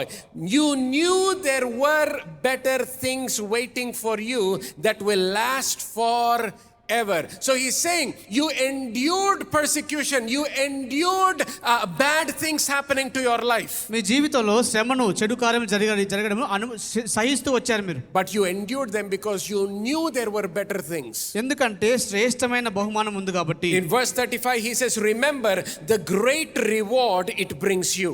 ప్రతిఫలము గొప్పగా కలుగును అంటున్నాడు. Hallelujah. Revelation chapter 22 please. ప్రకటన 22. Revelation chapter 22 ప్రకటన 22 and verse 12. 12వ వచనం. The Bible says, look, I am coming soon, bringing my reward with me to repay all people according to their deeds. ఇదిగో త్వరగా వచ్చుచున్నాను, వాని క్రియ చొప్పున ప్రతి వానికి ఇచ్చుటకు నేను సిద్ధపరిచిన జీతము నా యొద్ద ఉన్నది. మళ్ళీ చదవండి ఒకసారి. ఇదిగో త్వరగా వచ్చుచున్నాను, వాని క్రియల చొప్పున. దేని చొప్పున? వాని క్రియల చొప్పున, నా కృప చొప్పున అనట్లేదు ఇక్కడ. అర్థమవుతుందా? ఆయన క్రియల చొప్పున, క్రియలు ప్రకారము ఏం చేస్తాడంట? చదవండి. వానికి ఇచ్చుటకు నేను సిద్ధపరిచిన జీతము నా యొద్ద ఉన్నది. సిద్ధపరిచిన, గట్టిగా, జీతము. అక్కడ జీతముకి వేరే వర్డ్ ఏంటి? రివార్డ్, ప్రతిఫలము. బైబిల్లో నూతన నిబంధనలో జీతము అని రాసిన, శాలరీ అని రాసిన, రివార్డ్ అని రాసిన, కాంపెన్సేషన్. మరి మీరు ఆఫీసెస్లో అంటారు, వాట్ ఈస్ మై కాంపెన్సేషన్? ఈ అన్నిటికీ కూడా సేమ్ పదం వాడతాడు అనమాట న్యూ టెస్టిమెంట్లో. సో దేవుడు ఏమంటున్నాడు? ఇది నేను నీకు ఇచ్చేటటువంటి జీతము అంటున్నాడు. జీతము మనకి బహుమానమా చెప్పండి?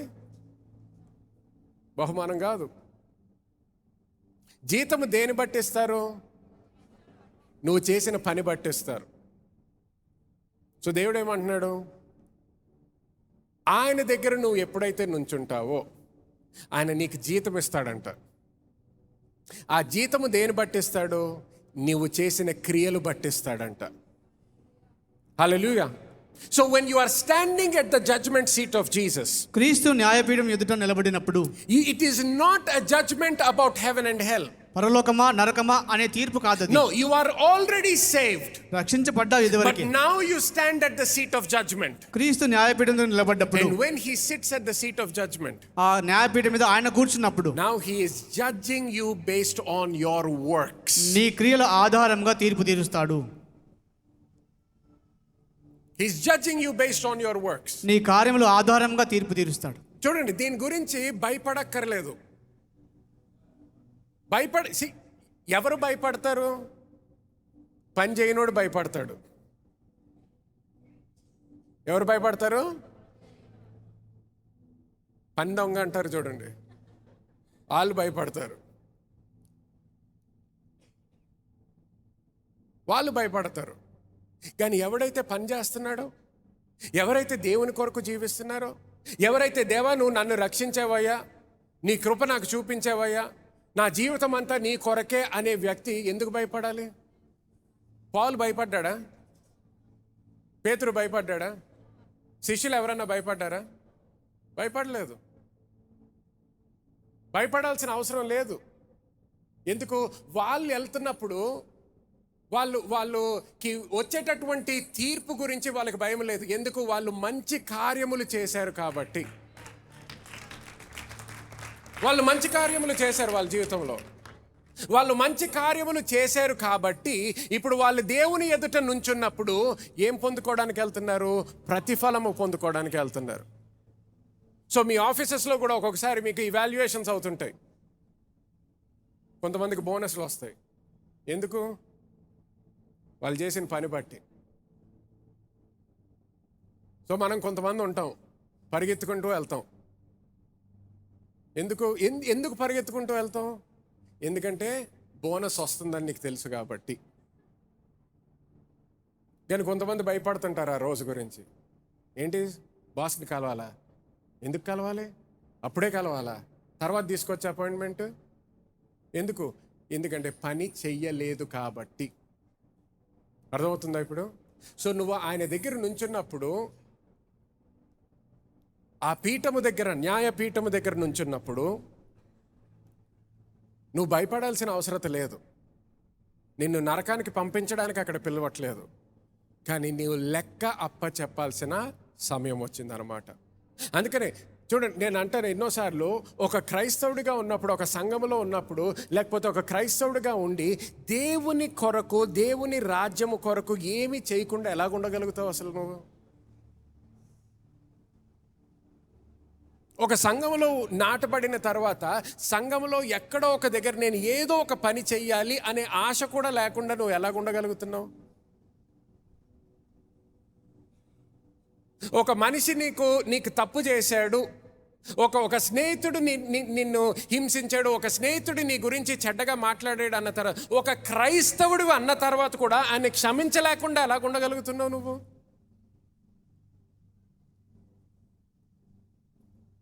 దేవుడు నిన్ను క్షమించాడని మర్చిపోయావా? పరలోకంలో దేవుని ఎదుట ఉన్న లెక్క ఇప్పుడు ఒక్కసారి మనం ఈ స్క్రీన్ మీద పెడితే నీ జీవితం గురించి,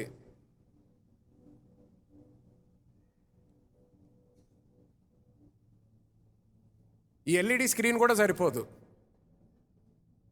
ఆ గోడ నుంచి ఈ గోడ వరకు వేసినా కూడా సరిపోదు మనకి.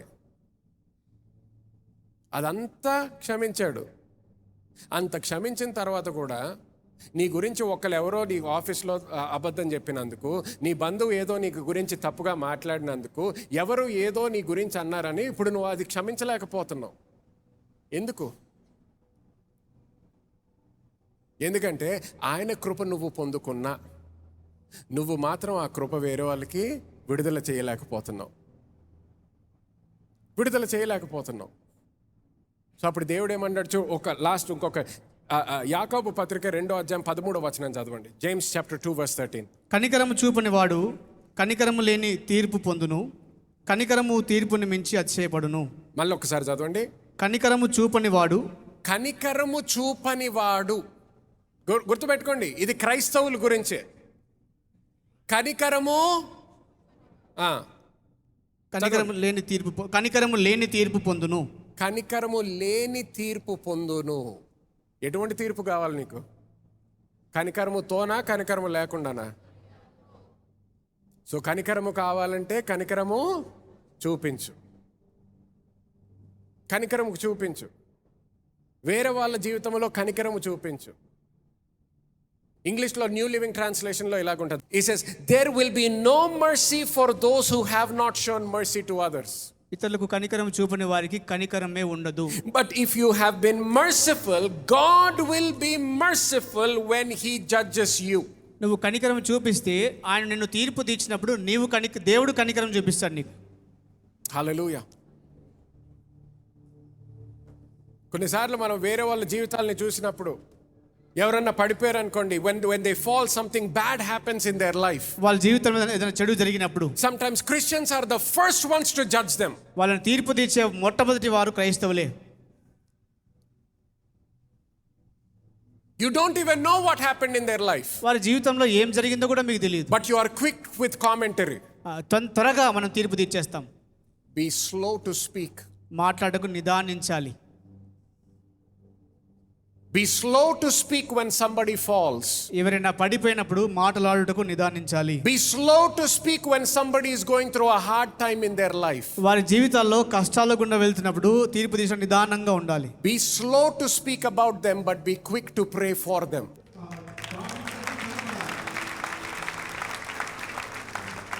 ఎవరైనా పడిపోయినప్పుడు చాలా నిదానంగా ఉండాలి తీర్పు తీర్చు. But be quick to pray for them. వారి కొరకు ప్రార్థించడంలో త్వరపడాలి. Show mercy. కనికరం చూపాలి. Show grace. స్తుతి కృప చూపించాలి. Show love.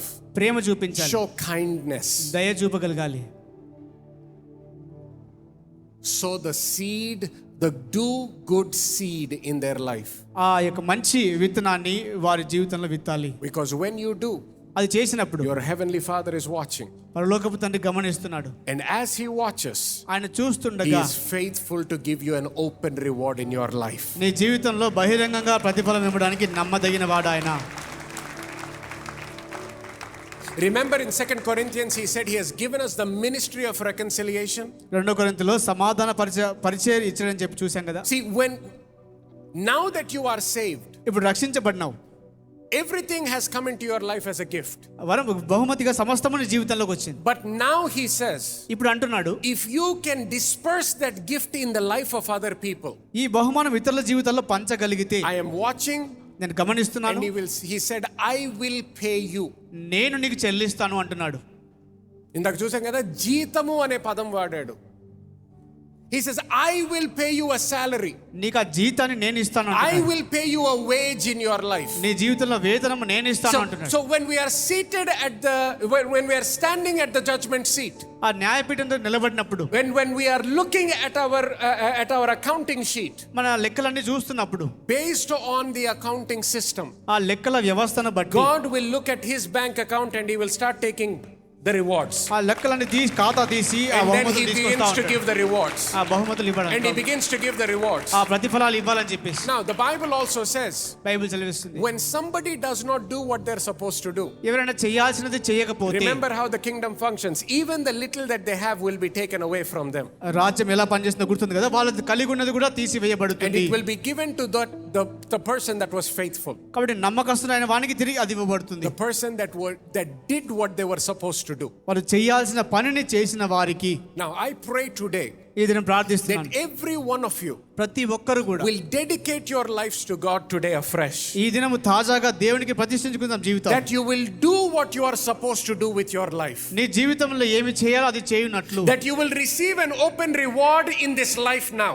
ఈ జీవితంలో ఆ బహిరంగ ప్రతిఫలం పొందినట్లు, And you will receive a reward in the heavens. పరలోకంలో కూడా ప్రతిఫలం పొందినట్లు, That every reward that God has waiting for you, దేవుడు నీ కొరకు సిద్ధపరిచిన ప్రతి ప్రతిఫలము that కూడా, not a single reward will be wasted, ఏ ఒక్క ప్రతిఫలము వ్యర్థం కాకుండా, but that you will receive all that God has for your life. దేవుడు నీ కొరకు ఉంచిన ప్రతి ఒక్కటి పొందుకొనలాగున. Come on, lift your hands to heaven this morning. ఉదయకాలం ఆకాశం వైపు చేతులు I want ఎత్తుతాం. you to talk to God. దేవునితో మాట్లాడాలని I want you to speak to him.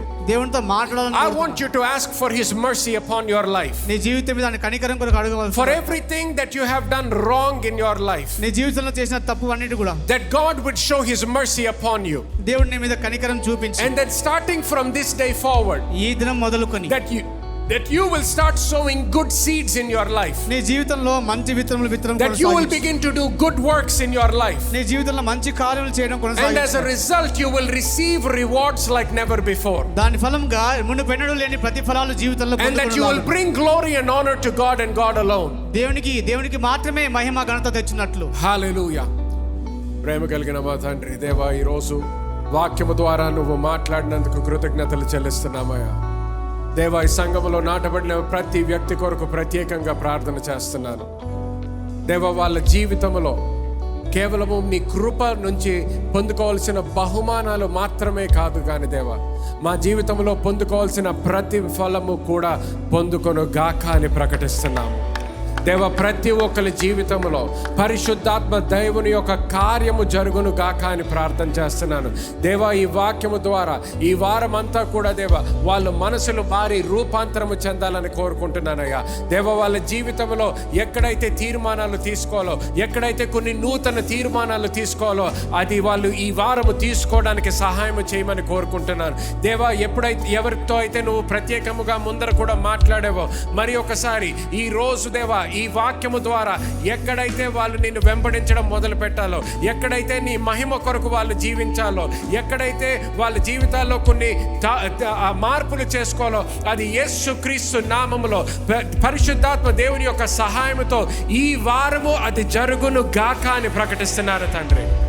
దేవ, వాళ్ళ జీవితంలో ఇంకా ఎటువంటి ఆలస్యము లేకుండా, ఇంకొక రోజు కూడా ఆలస్యము లేకుండా దేవా త్వరగా ఈ తీర్మానము తీసుకొని నీ కొరకు వాళ్ళు జీవించి, నీ మహిమ కొరకు జీవించి వాళ్ళ జీవితంలో పొందుకోవాల్సినటువంటి ప్రతిఫలము పొందుకోవాలని ప్రార్థన చేస్తూ యేసుక్రీస్తు నామములో ప్రార్థిస్తున్నాను తండ్రి.